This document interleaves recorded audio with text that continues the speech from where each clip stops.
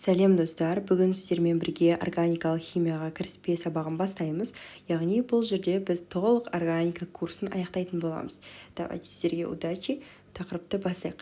Енді органикалық қосылыстар, жалпы органикалық қосылыстарды жіктейтін болсақ, бізде ациклды және циклды деп жіктейміз. Бұл жердегі ациклды деген сөзіміз бұл цикл жоқ деген мағына білдіреді. Яғни циклы мүлде жоқ. Ал циклды дегеніміз өзі атайтып тұрғандай циклы бар. Енді қараңыздар, бұл жердегі цикл дегеніміз не? Мысалы үшін циклға мысал келтіретін болсақ, жаңағы бензол сақинасын қоя салайын. Бұл тұйықталған бөлік, яғни ол тізбек түрінде тұрған жоқ. Ал циклда да ол тізбек күйінде кетеді. Барлығы ашық тізбек күйінде тұрады. Енді ациклдың өзін қаныққан және қанықпаған деп бөлеміз. Бұл жердегі қаныққан дегеніміз ол дара байланыс, яғни көміртектердің арасында дара байланыс болады.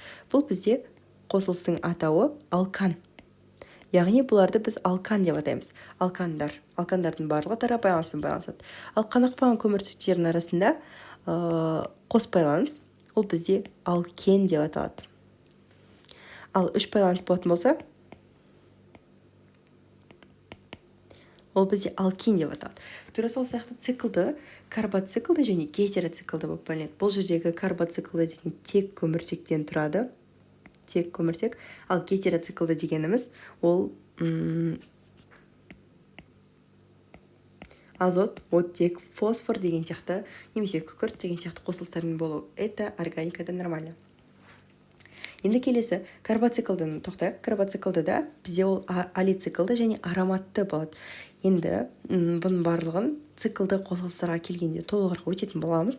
Пока что бізде ең басындағы заттардан бастайық, яғни жалпы кіріспені түсіндіріп өтем. Сондықтан келесі бетке өтейік. Бұл жерде бізде радикал туралы айтылған. Бұл жердегі радикал деген қандай ұғым? Енді бұл жерде қарайық, бірінші кестеге қарасақ, алканның құрамы берілген. Бұл жердегі алканның құрамы не үшін берілді? Себебі мына жердегі алканымыз как мысал ретінде беріліп тұр.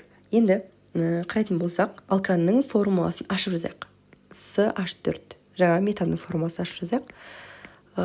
Значит, бізде мұнда 4 байланысы бар. Неге 4 байланыс? Себебі көміртегіміз ол бізде 4-ші топта орналасқан. Яғни 4 сутегі бар, 4 сутегі жан-жағында. Барлығы дара байланыс қой, дара байланыс. Тура сол сияқты C2H6-ны жазып көре аламыз. Бұл бізде метан деп аталады. Яғни алкандардың барлығы ан деген жұрнақпен аяқталады. Енді қарайық, бізде радикалдар илмен аяқталады. Енді алкан мен радикалдың айырмашылығы қандай? Бұл жердегі алкан мен радикалдың айырмашылығына тоқталатын болсақ, бұл жерде былай жазып көрейік. Радикал бізге не үшін керек жалпы? Сол сұраққа жауап берейік. Радикал бізге алкан енді өзі толық сутегім бар деп тұра бермейді ғой. Ол да бір нәрсемен реакцияға түсу керек, қосылыс болғандықтан. Енді қараңдар, ол бізде реакцияға түсу үшін бір сутегін беріп отырады. Енді ол бір сутегін қалай береді? Получается, мына жердегі мысал үшін айтайық, бір сутегін берді. Ол сутекті берген кезде мынау бөлік қана қалды. Осы бөлікті бізде метил деп атаймыз. Яғни осы бөлік радикал. Радикал ол нақты толығымен қосылыс емес. Яғни оған сутегі жетіспейді, немесе хлор, бром деген сияқты басқа да қосылыстар болуы мүмкін. Немесе OH та болуы мүмкін. Енді мына жерде қарайтын болсақ, біз, например, айтайық. Осы қосылысқа мынау көміртекке бізде хлор кеп жалғанса. Мына қосылысты не деп атаймыз? До этого мынау бізде радикал болды. Радикал болды. Ал мына қосылыс не деп атаймыз? Бұл қосылыс уже көмірсутектен туындаған зат. Яғни көмірсутек туындысы. Енді қараңдар, көмірсутек туындысы. Бұны біз алкандарда, алкен, дальше тақырыптарда уже реакция қалай жүреді, қалай қосылады, қалай көмірсутек туындысы пайда болады, оның барлығына жауап беретін боламыз. Енді қазірше біз кіріспе болғандықтан тек базовый заттарға тоқталайық. Получается, бұл жерде көмірсутек туындысы деп аталады. Енді қарайық, бұл жердегі радикалдарымыздың барлығы тура көмірсутектің өзін бастапқы атауына ұқсас. Яғни метан ба, метил деп аяқталады. Пропан ба, пропил деп аяқталады. Тура сол сияқты кете береді. Бұл жерде разница болады пентан мен амилда. пентан радикалы пентил деп аталмайды. Енді мында қарайық. Деканның радикалы декил деп аталмайды, ол децил деп аталады. Бұл жердегі радикал және алканның атауларын сендерге жаттау міндетті. Себебі органикалық қосылыстарды бұны білмесеңдер атай алмайсыңдар. Енді қарайық. Бізде тағы да бір ұғым гомологтар деп аталады. Бұл гомологтар деген ұғымға тоқталатын болсақ, бұны как будто бір сыныптастар деп атаушы едім. Себебі бұл жерде барлығының химиялық қасиеті ұқсас, CH2 тобына ғана өзгеріп отыратын заттар. Енді гомологтарға тоқталайық. Алкандар бір-біріне гомолог бола алады. Мысалы үшін алкендер бір-біріне гомолог болады. Олар қалай гомолог болады? С2, H6, С3, H8, С4, H10. Осыларды алайық. Бұның барлығы алкан, яғни атау метан, этан, пропан, бутан деген сияқты кете береді. Енді гомолог деген ұғымымыз жаңағы алкандардың барлығы бір-біріне гомолог, яғни ан жұрнағымен жалғанып тұр. Жалпы формуласы 1, яғни бұлардың барлығы бір-біріне гомолог. Енді жақын гомологтар деген ұғымға тоқталайық. Жақын гомолог дегеніміз ең жақын тұрғаны. Мысалы үшін сен сыныпта отырсың. Сыныпта отырған кезде сенің жаныңа ең жақын отырған сыныптастарың ол саған жақын гомолог болып табылады. Тура сол сияқты этанның жақын гомологы ол бізде метан мен пропан. Получается, метан да пропан да этан үшін жақын гомолог болып табылады. Ал метан үшін метанның жақын гомологы тек этан. Яғни метанға пропан немесе бутан, одан кейін пентан дегендер жақын гомолог болып табылмайды. Себебі тура оның жанында тұрған жоқ. Жалпы гомолог және жақын гомолог деген ұғым түсінікті деп ойлаймын. Мысалы үшін тура бұл бізде алкандар ғой. Алкан. Енді біз келесі жақта нені көрсек? Алкенді көрсек. Тоже мысал ретінде болсын. Енді қараңдар. Бұл жерде уже этан емес, этен, пропен, бутен, ен деген жұрнақтар жалғанады. Бұл жерге ен деген жұрнақ жалғану себебі оның құрамында қос байланысы бар. Яғни бұны алкен тақырыбына келген кезде нақты түсіндіретін боламыз. Енді қараңдар. Бізде пропен үшін жақын гомолог этен мен бутен. Жаңағы мына жердегі бізде этен үшін жақын гомолог ол только пропен ғана болады. Этен үшін мынау жақын гомолог бола алмайды. Неге бола алмайды? Себебі ол екеуі екі бөлек топ. Мынау бізде алкен. Түсінікті ғой логика. Жақын гомолог және гомологтар деген ұғым түсінікті деп ойлаймын. Жазып алсаңдар барлығын. Келесі бетке өтейік. Енді қарайық. Номенклатура. Номенклатура ол бізде атаулар жүйесі. Номенклатура не үшін керек? Кез келген қосылысты атаймыз ғой. Биорганикада да атау бердік барлығына. Тура сол сияқты органикалық қосылыстарға да атау беруіміз керек. Енді органикалық қосылыстарда атаудың 3 түрі бар. Оның біріншісі EUPAC. EUPAC дегеніміз бұл бізде халықаралық ресми атау. Яғни бүкіл халықтарға түсінікті болу керек, кез келген адамға түсінікті атау.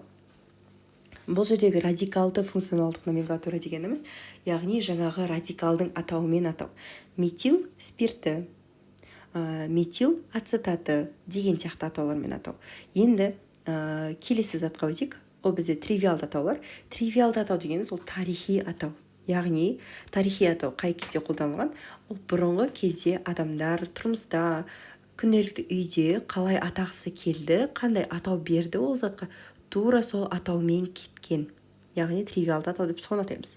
Получается, мысал үшін бірінші мысалымызға тоқталайық.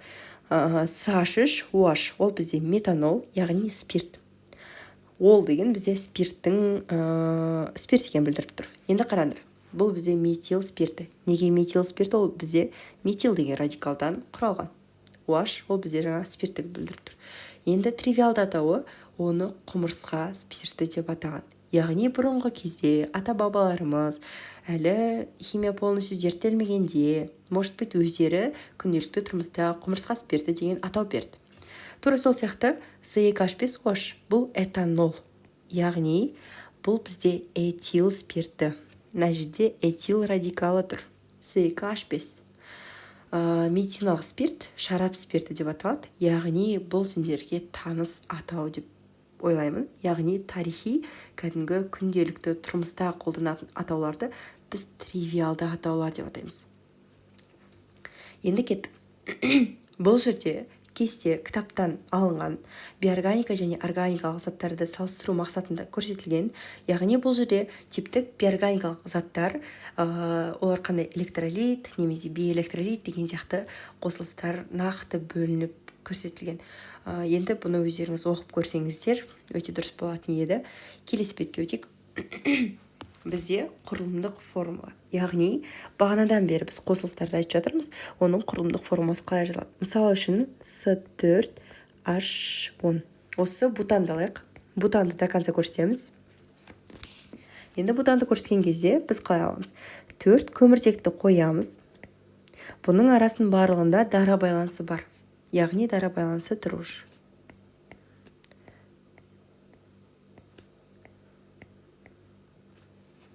Яғни бұл жерде әр көміртек үшін 4 байланыс шығып тұр. Сутектерді қоямыз.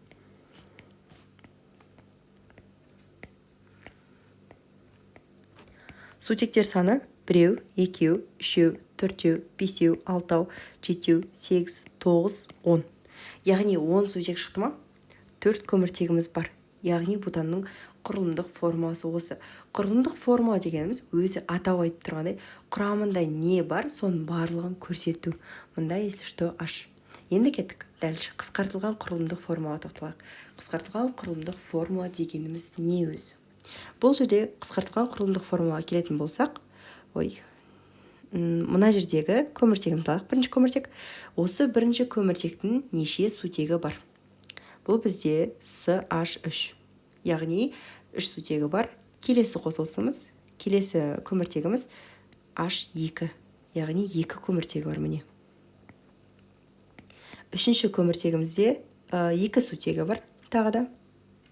Ал үшіншіде CH3. Получается, мына жерден санайтын болсақ та, мына жерде 3, мына жерде 2, 5 болды. Мына жақта то же самое 5. Получается, формуласы бутанның нақты шығып тұр. Яғни қысқартылған құрылымдық формула деп аталу себебі оны сызып отырмай, просто так қысқартып көрсете салу. Яғни екеуі де дұрыс, кому как удобно. Енді кеттік. Тағы да бізде формулалардың түрлері бар. Бұл жерде көміртектік тізбек. Яғни көміртектік тізбек қалай болады?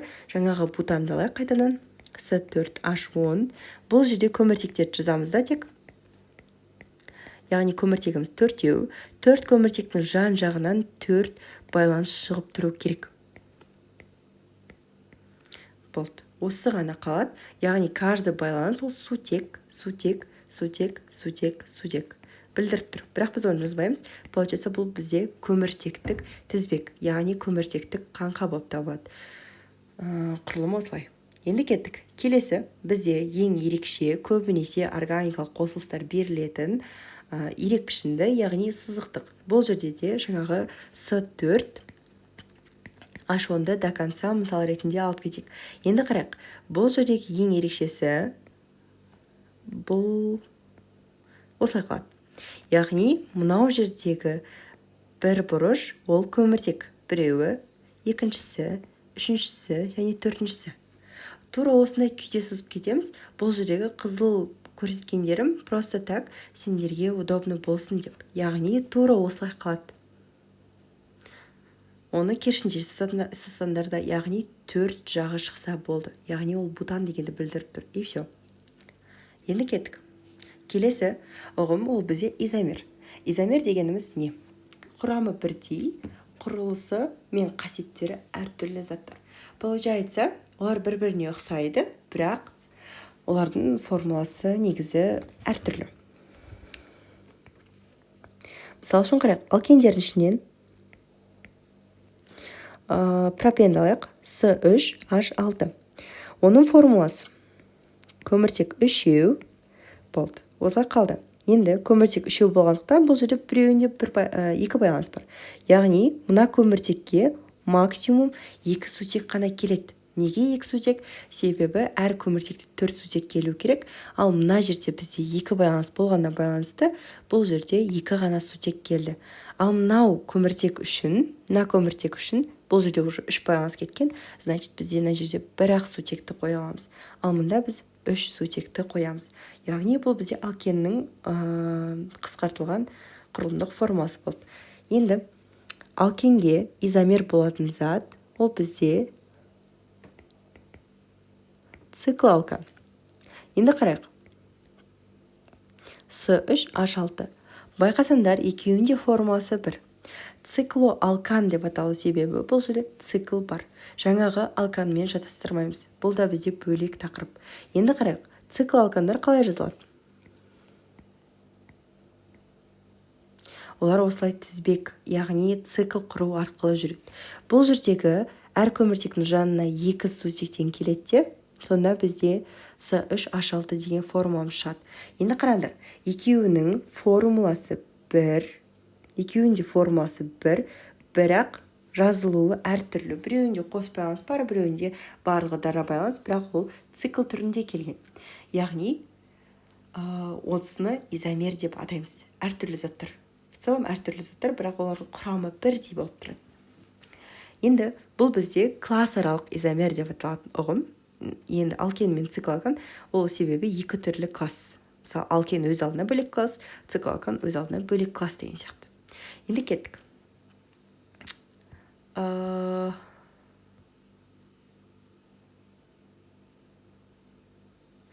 Дальше тоқталатын болсақ, бізде тағы изомердің тағы да басқа ұғымдары бар.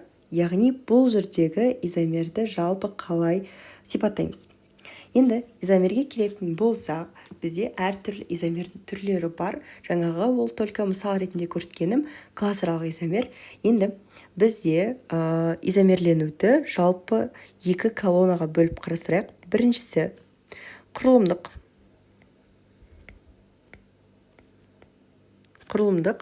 Екіншісі ол бізде кеңістіктік. Яғни кеңістікте орналасу. Кеңістіктік. Енді кеттік. Бұл жердегі құрылымдық дегеніміз жаңағы құрылымы бойынша жазылуы. Көміртек қаңқасы. Біріншісі.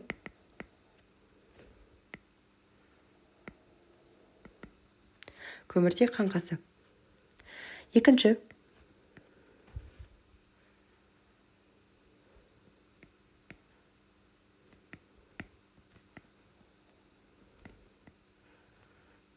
Функционалдық топ немесе бұл жерде еселік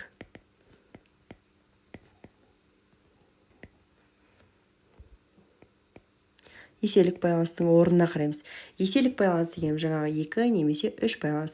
Енді құрылымдықтың соңғы түрі ол бізде классаралық.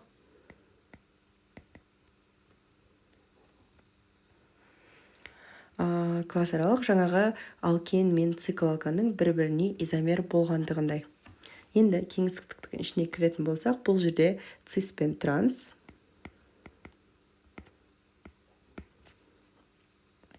Соңғысы оптикалық.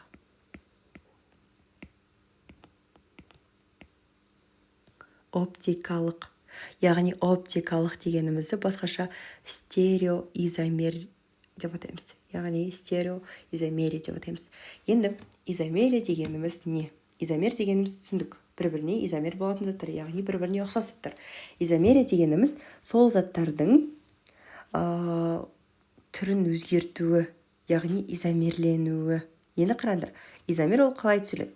Жалпы құрылымдық изомерге тоқталатын болсақ, мысал үшін жаңағы классаралық кетті. Енді көміртек қаңқасына байланысты ол қандай изомер болуы мүмкін? Мысал үшін обычно көміртегімізді былай жазайық. Бутанымыз осылай жазылды дейік. Көміртек қаңқасына байланысты ол қалай өзгереді?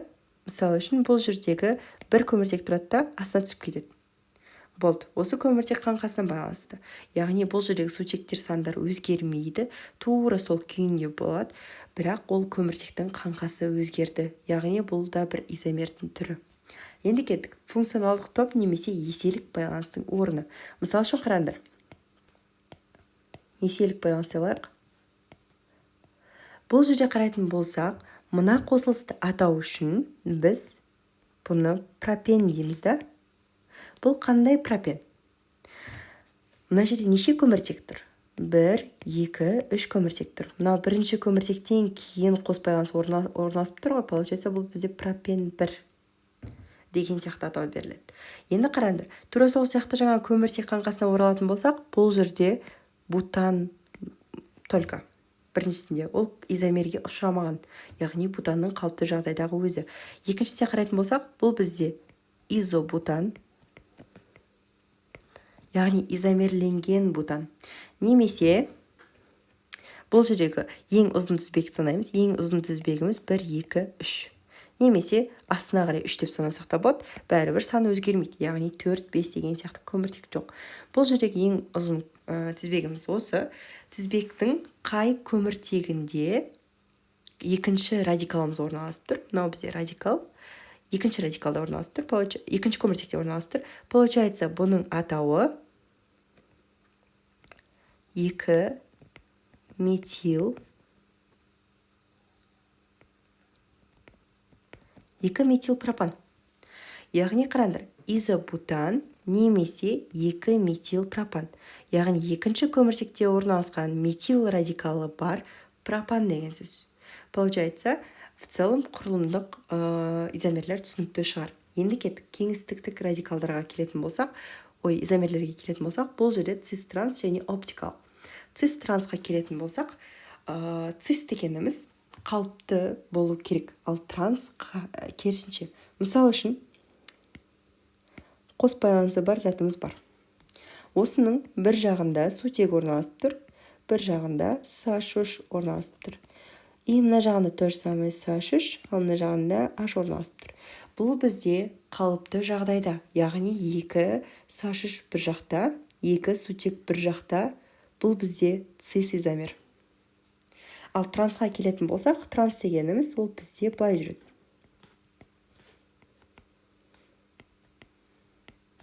Тура жаңа сияқты. Бірақ бұл жердегі SH3 бір-біріне қарама-қарсы және H тоже бір-біріне қарама-қарсы болады. Значит, осы бізде транс изомерия болып табылады. Транс дегеніміз жаңағы бір-біріне қарама-қайшы X сияқты болып тұрады. Ал оптикалық изомер дегеніміз ол оптикада, яғни оптика дегеніміз айна, айнаны алып келгенде тура сол өзінің бейнесін қайталайтын изомерияны оптикалық изомер деп атаймыз. Көбінесе бұл енді нәруыздарда болады. Нәруыздар деген тақырыпты алдағы уақытта өтетін боламыз. Сонымен бізде бүгінге органикаға кіріспе тақырыбы аяқталды. Келесі сабақтарда алкан, циклалкан деген сияқты сабақтарды бастайтын боламыз. Сондықтан видеоны толық көріп жүреміз.